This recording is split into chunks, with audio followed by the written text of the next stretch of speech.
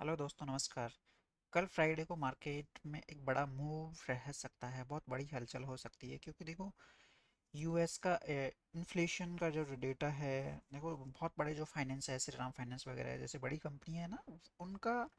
मानना है कि एक निफ्टी कहाँ पे किस जगह पे एक मेजर सपोर्ट ले सकता है। उनका जो डेटा है ना, उस डेटे से, और आप देख रहे हो कि एफआईए और डीआईएस का कंडीशन भी आप देख रहे हो कि एफआईए लगातार एक दिन सिर्फ बाइंग करी, छोटे से लेवल से बाइंग करी, छोटी सी चीज। बट उनका एक मतलब है ना, रुख नहीं है अभी मार्केट को स्टेबल करने का। तो क्या आज इस हफ्ते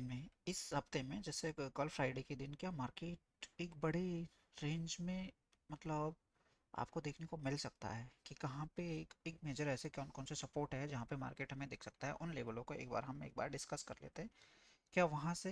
जो मार्केट में गिरावट आएगी, वहाँ से एक बड़ी गिरावट आ सकती है, या फिर यूं कहें कि अगर उन लेवलों को आपने एक बार ढंग से देखा, आपने मिस नहीं किया उन लेवलों को, तो हो सकता है कि आपको एक बड़ा मूव वहाँ से मिल जाए। तो आइए दोस्तों, आप सभी का स्वागत है। कल के लिए एक बार हम एनालिसिस का वीडियो एनालिसिस कर लेते हैं कि निफ्टी, बैंक निफ्टी और सेंसेक्स, इन तीनों में मैं आपको बताऊंगा कि कल कौन कौन से लेवल से, जो गोल्डन जॉन के जो लेवल्स है, जिन एरिया से मार्केट में ना, मतलब बहुत बड़ी जगह पे मार्केट का डेटा खड़ा हुआ है, वहाँ पे मार्केट किस तरीके से रिएक्ट कर सकता है। तो एक बार हम निफ्टी में देख लेते हैं, क्योंकि देखो ग्लोबली भी अगर देखें ना, तो इतने दिनों से सिर्फ घरेलू फंड है ना जो कंटिन्यू बाइंग किए जा रहे हैं, लेकिन जो विदेशी जो इन्वेस्टर है ना, उनका अभी रुख है ही नहीं है। और जैसे रुपये की भी आपने देखा होगा कंटिन्यू अगर कमजोरी का, वो बढ़ता जा रहा है। तो अभी क्या मतलब मार्केट एक सस्टेन कर पाएगा भाई, इसलिए क्या मतलब कौन कौन से ऐसे स्टॉक ऐसे हैं जिस वजह से देखो पूरा सेक्टर, देखो सेक्टर वाइड रोटेट होता है ना, कौन कौन से कभी कौन सा सेक्टर चल रहा है अभी, जैसे जिस तरीके से आईटी सेक्टर का है। तो मतलब यूएस में जो जो न्यूज़ है यूएस की भी अगर देखें, वहाँ पे भी अगर मार्केट इस तरीके से रिएक्ट कर रहा है, मतलब तो इंडिया का मार्केट भी मतलब है ना अच्छा खासा कोई मूव कर नहीं रहा है। और कंटिन्यू जैसे कल हम आपने अगर जो कल वाला वो वीडियो देखा होगा, एनालिसिस का जो वीडियो देखा था, उसमें मतलब अगर आप उसको पूरे को वॉच कर पाए होंगे या फिर आप उसको समझ पाए होंगे, तो हम क्लियरली हम इस तरीके से ही बात कर रहे थे कि मार्केट का जो सेंटीमेंट है ना, वो अभी ऊपर डायरेक्शन में जाने लायक अभी दिख ही नहीं रहा है हमें।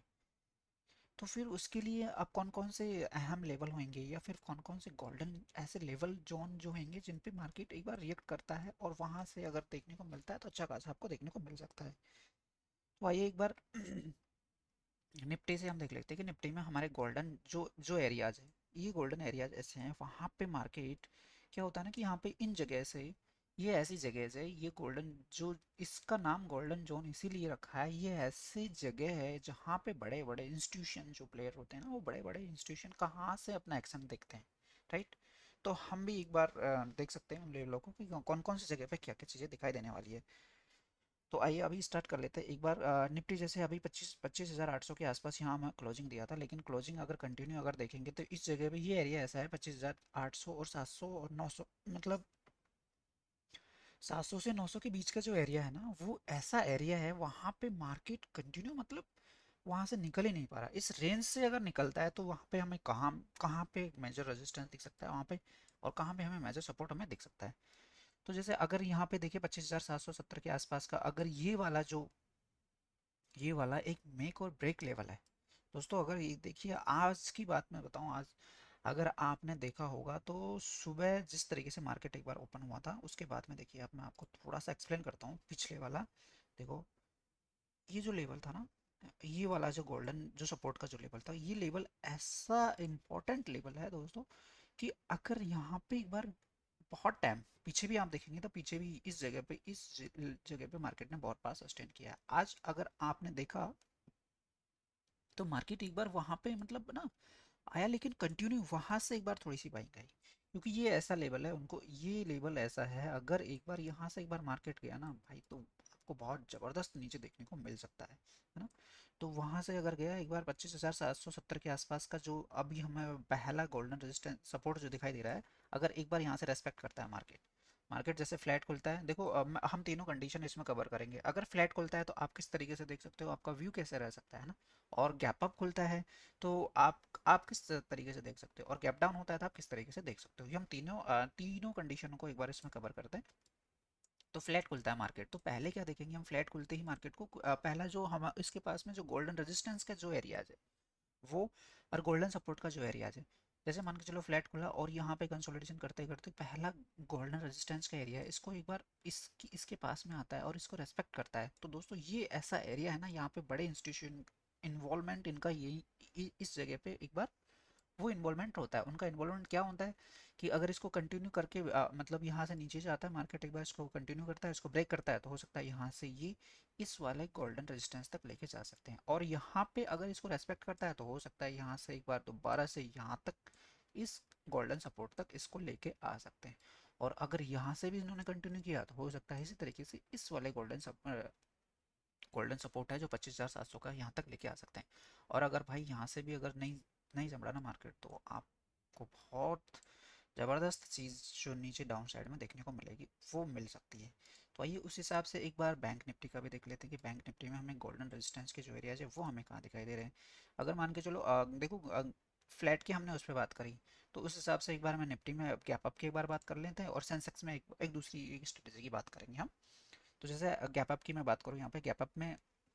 जैसे मान के चलो मार्केट कैप खुलता है, तो पहला जो गोल्डन रेजिस्टेंस का जो एरिया मुझे दिखाई दे रहा है या चार्ट पे जो दिखाई दे रहा है 59,100 के आसपास का, जो पहला गोल्डन रेजिस्टेंस जो दिखाई दे रहा है, अगर एक बार इसके ऊपर मार्केट क्लोजिंग देता है, कैप अप हुआ और इसके ऊपर एक बार मार्केट क्लोजिंग देता है, तो पहले क्या करना है ना, हमें तुरंत तुरंत मतलब है ना ऊपर टॉप पे हमें बाई नहीं करना है। टॉप पे हमें बाई नहीं करना है, मतलब अब साइड में कॉल का प्रीमियम भाई पहले ही कॉल का प्रीमियम ऑलरेडी पहले से ही टॉप पे होगा, है ना। तो पहले हम क्या करेंगे, थोड़ा सा वेट करेंगे कि जी क्यों, देखो इसके पीछे एक रीजन है, इसके पीछे रीजन इस वजह से है। अगर मान के चलो एक सेलर है, क्योंकि सेलर और बायर दोनों बीटीएसटी करके लेके जाते हैं। सेलर की पोजीशन होती है, अगर सेलर ने मान के चलो सेलर ने यहाँ पे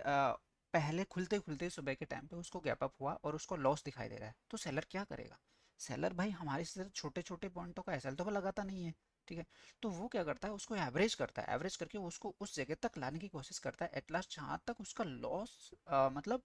लॉस तक जहाँ हुआ था ना उस तक उसको लाने की कोशिश करता है। तो पहले तो क्या होगा, एक फोर्स तो ये आ जाएगा कि सेलर दोबारा से इस मार्केट को नीचे देखने की कोशिश कर रहा है, और हमारा व्यू क्या रहेगा कि हम ऐसे सोचते हैं कि जैसे कि यार एक बार तो गैप अप हुआ है, हो सकता है यहाँ से कंटिन्यू कर लें, तो उस टाइम पे आपको वेट करना है। अगर कोई न्यूज़ नहीं हो, अगर कोई न्यूज़ है तो देन हो सकता है वो कंटिन्यू चला जाए, ठीक है। तो फिर क्या करेगा सेलर, एक बार उसको वापस नीचे नीचे लाने की कोशिश करता है। और वहीं अगर जैसे पुट राइटर है तो कॉल का प्रीमियम जैसे अगर ऊपर गैप अप खुला, तो भाई एक ऐसा प्रीमियम होगा जैसे पुट राइटर होगा, उसको प्रॉफिट हो रहा होगा। पुट राइटर को अगर प्रॉफिट हो रहा है तो वो